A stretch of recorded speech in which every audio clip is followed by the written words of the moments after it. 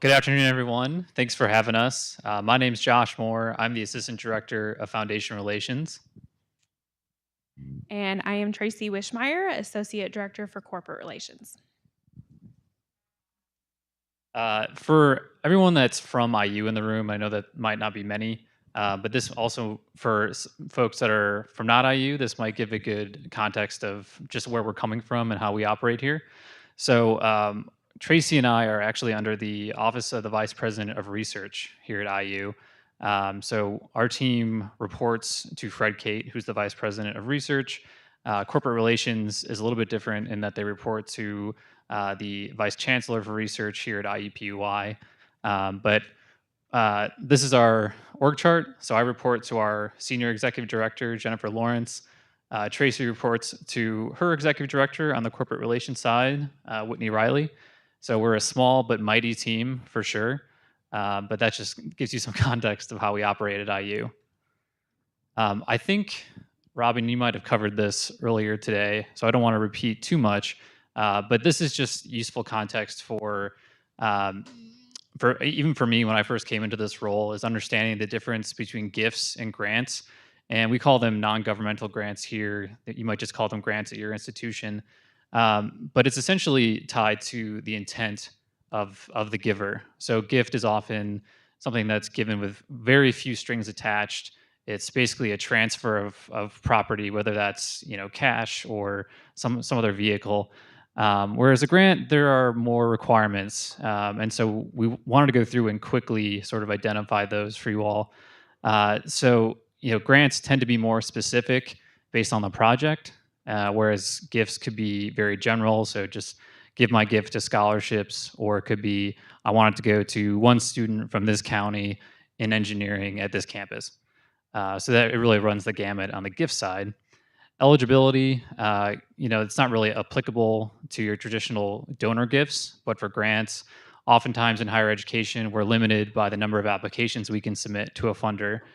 So that could be one per campus, one per entire institution if you have multiple campuses. It just depends on the situation.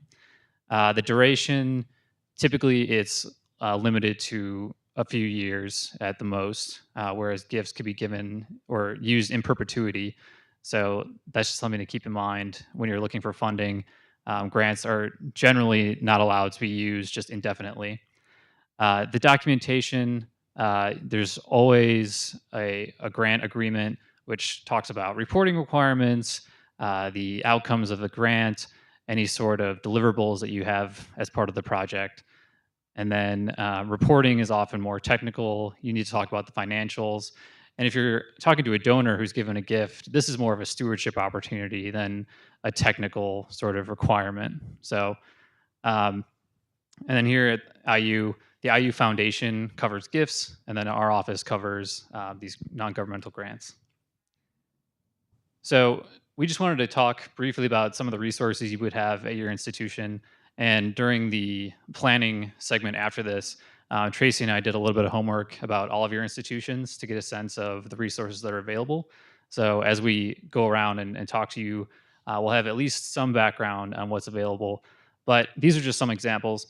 So IU has an RFP bulletin that's compiled by our office. It can go out to anyone who signs up for it.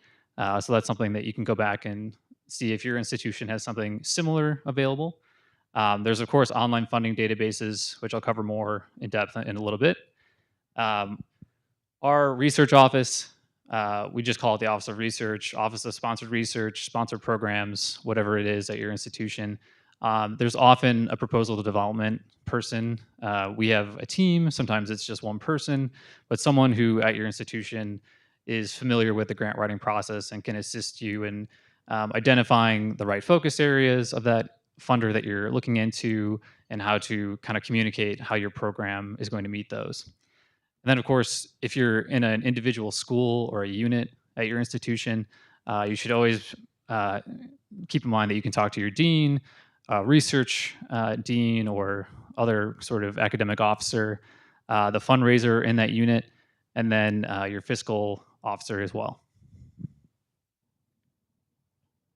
So we didn't really cover this at the beginning, but just to give you a sense of what our foundation relations team does, we work solely with private independent foundations. So that doesn't cover corporate foundations. I'll let Tracy talk about that in a second. And it also doesn't cover family foundations here at IU, at least, because we tend to think of those more as individuals. They tend to give on an individual basis. So we're more talking about these larger institutional funders like Gates, like Sloan, or uh, Howard Hughes Medical Institute, anything like that, where you actually are submitting a proposal and it's being reviewed externally. And so our job is to facilitate these relationships among faculty, to make sure that we're not operating as a gatekeeper, but more as an air traffic controller, making sure that for some of these larger foundations, there are lots of opportunities for to be sure, but we also want to make sure that we don't overwhelm the foundation and send too many applications or in any way jeopardize that relationship. So that's really important for our team. And we're also here to serve as a resource for the actual writing, for actually coming up with a project, sort of doing that initial planning stage, figuring out how this idea that you have might actually be operationalized and work within the context of a grant funded project.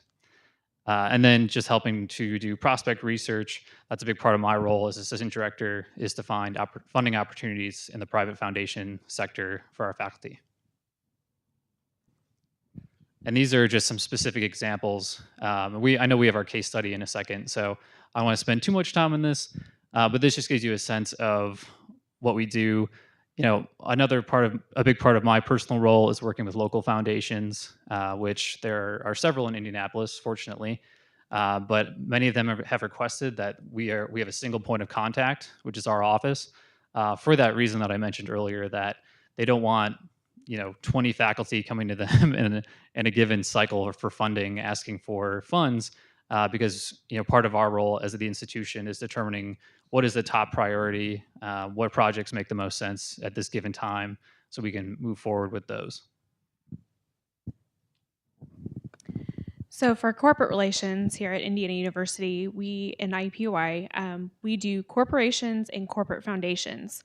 Some institutions put corporate foundations under foundation relations. About 7 years ago, Indiana University and IUPUI used to have corporate and foundation relations as one office, and it was one person that centrally managed all of that activity. And then we actually split the team, and then over the last 4 years, we've grown the team. When I started 4.5 years ago, there was 2 of us. We're now up to what you saw on the diagram. There's like 6 of us, and we're always looking to our leadership to continue to expand, because as you know, there's always lots of opportunity and lots of activity to support our faculty. And so in my job, I not only support my faculty, my deans, my research deans internally, but it's also in my role to be externally facing. So it's my job to go out and network with corporations, find out what their priorities are, find out some of their challenges, and make sure that we can be shown as a resource to those corporations, so that they're coming to us not only for our talent and recruiting our talent, but also if they want to work on a research collaboration, help with maybe working to bring a piece of equipment to a lab space that we can both use, also working on tech transfer. And then also, I know they were talking about early advisory boards. In my office, we help a lot of times with deans and leadership develop those advisory boards and put together that strategy, so that way they can get the key people they need to help support the school or the mission of that dean. The other part is we also help our leadership at IU. So a lot of times our leadership will be out traveling, and so we a lot of times will help prepare them and put them in front of our key corporate partners and help them manage those visits, as well as bring corporations to campus and help steward those corporations while they're here on campus, showcasing all the things that we have here available. So for my case study, and I know you had spoke just a little bit ago about but Salesforce.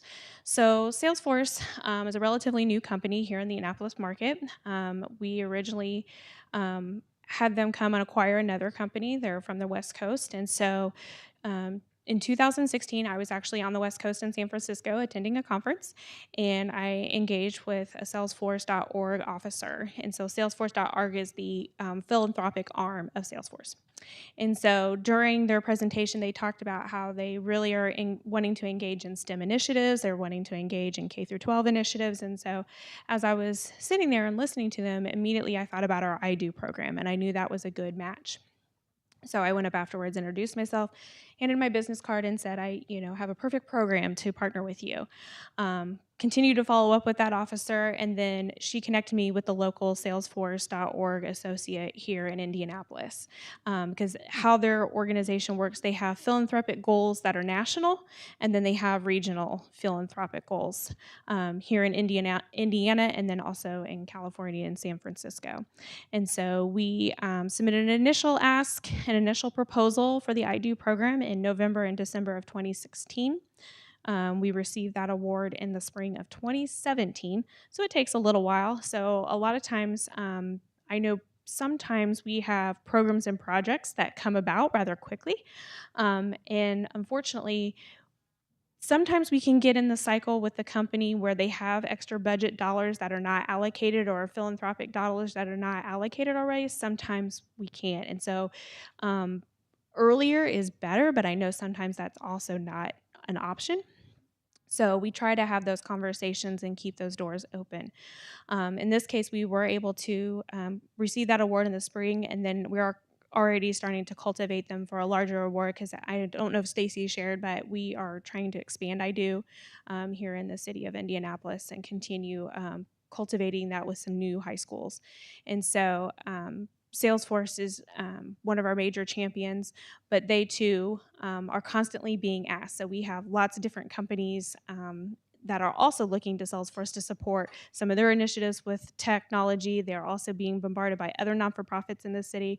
So we have to be strategic and take them things that will, further the mission of the university, as well as be what is supported by the leadership of the university.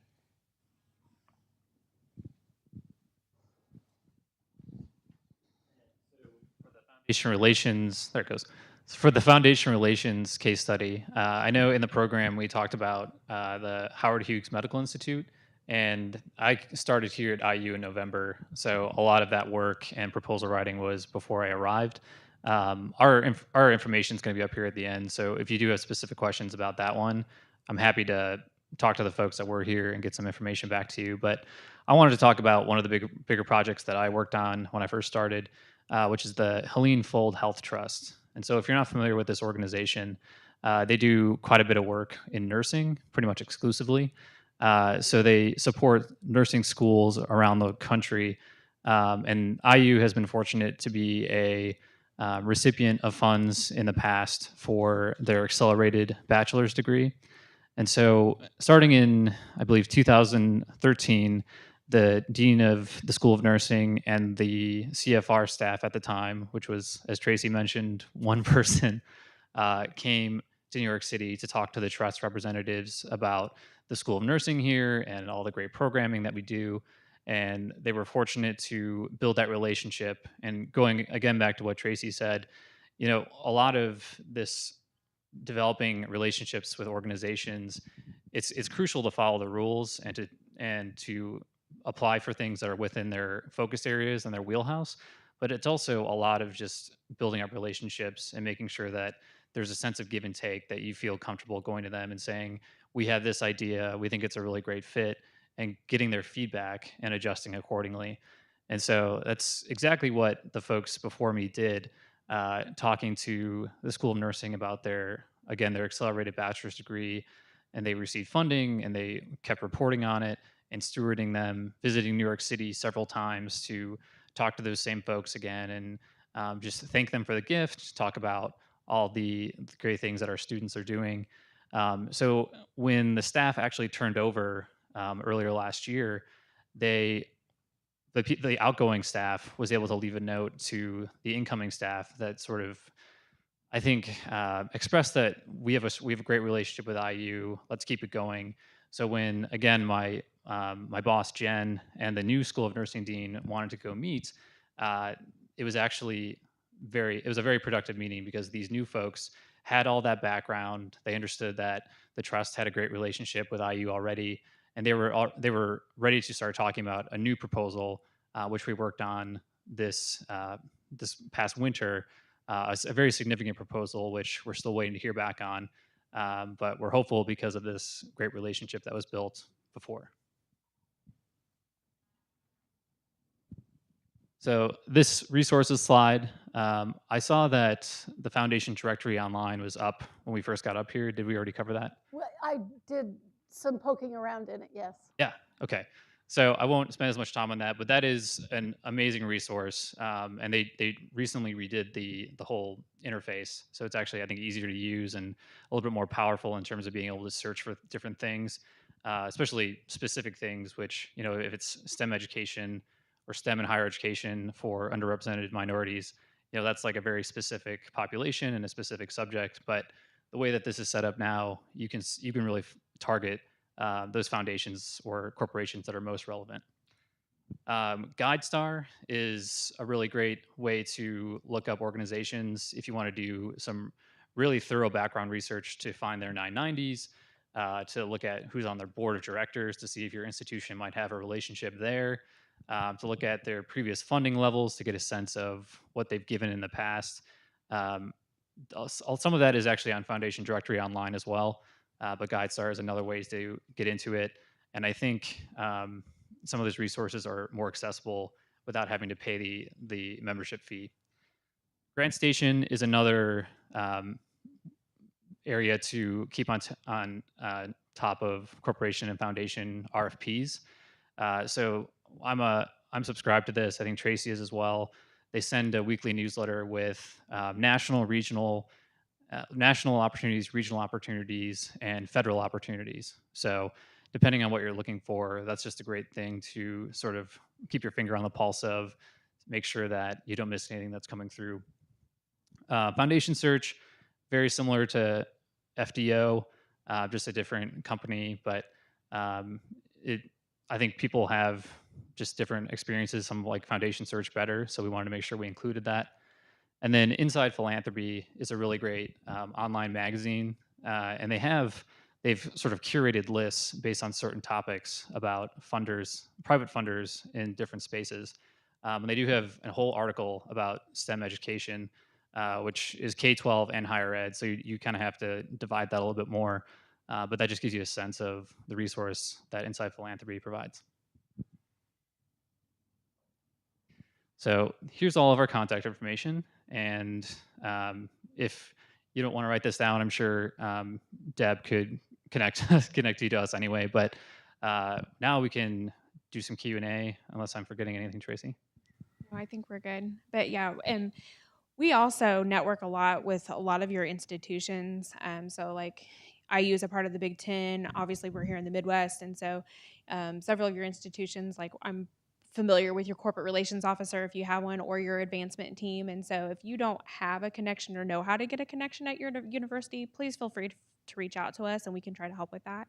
I know some of your institutions have they call the departments differently, how they name them out. We all love our titles and how we name things, but that's a higher ed thing I figured out.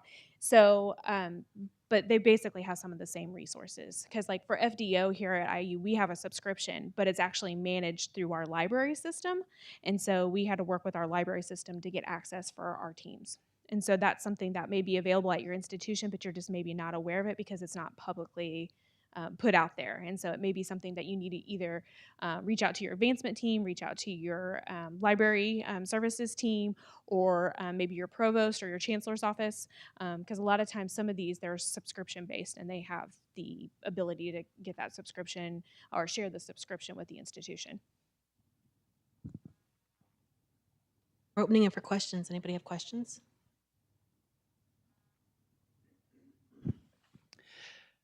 So, and this may depend on the specific individual, like corporate opportunity. I can't remember because I did actually put in a letter of intent for the HHMI Inclusive Excellence. But I'm curious, just in general, if you had a response. Sometimes when applying for federal funds, the NSF wants to fund something new research. Do you find that in the corporate world, they want more of like a established track record. This has worked in the past. We want to scale it up. It actually depends on the funder. So I can say we have a funder that we work closely with. It's an energy funder here in the state, and they say they only want to do seed funding. So they only want to start programs first year, maybe second year, but beyond that, they don't want to be, like when you're saying once you get to that phase of where really you're needing sustainable funding, they don't want to be that funder.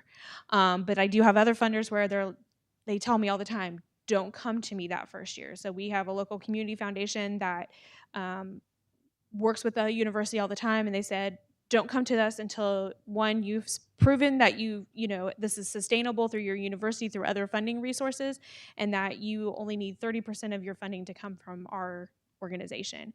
And so it really does. It depends on the funder. And so that's why it's really important for our team too. Like part of our job is to really learn those funders and learn all those key things to make it so when you're looking to apply, we can partner with you and give that inside track to you. Because I don't know if you've gone out to some of their websites, but sometimes when they say their funding priorities, they're very, very vague. They say, well, we fund K through 12. Well, when you start talking to them, well, it's really only K through 12 in arts and humanities. They really don't specify what they're looking for. They kind of leave it vague. And we've also found in the corporate world, like sometimes under the philanthropic side, they have guidelines, but the CEO or the board of the organization may have different interests that kind of fall outside those funding guidelines. And so it may be worth having that conversation and seeing what they're interested in, because it may be totally outside of what the market segment of even what their company does. And so it'd be not obvious that they may be able to be approached. Any other questions?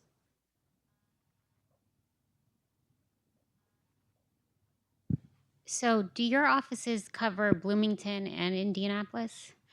How do you determine, like, faculty members come to you and they have this project that they'd like to get funded? How do you determine what projects to take on and then find funding for? So for on the corporate relations side, when you come to me with like what I call like an initial concept, so I will start asking you kind of qualifying questions. I'll say, okay, so starting out, if it's like a K through 12 STEM program, have you already managed to reach out to community partners? Are you working with a school system? What is your target audience? How many participants? What is your like preliminary budget? What is your how much of that is really going to be an ask of the corporate to fund? And then how much is it really, like a salary line or something that maybe that the university is going to cover part of that. And so really our team, there's not a like dollar threshold that we say, well, if you're below $50,000 or if you're below $100,000, we won't talk to you. But I can say some of it's based on the timeline. So if you come to me today and you say, Tracy, by the end of July, I need $500,000 for my summer camp that I want to start in August, I'll say, well, that's going to be a pretty big mountain to climb. I don't know that we're going to be able to reach that, but I tell you what, come to me and tell me, what do you absolutely have to, net to make the like first iteration? Can we scale back your camp? Can we maybe look at starting your camp later? Look at your timeline. And so some of it we will strategize with you and see what you are missing before we can take it to the funder. And then sometimes we'll say, have you considered maybe partnering with another school or unit or another university that's already received funding but is looking for a collaborator? And so that's how we can serve as a resource to you.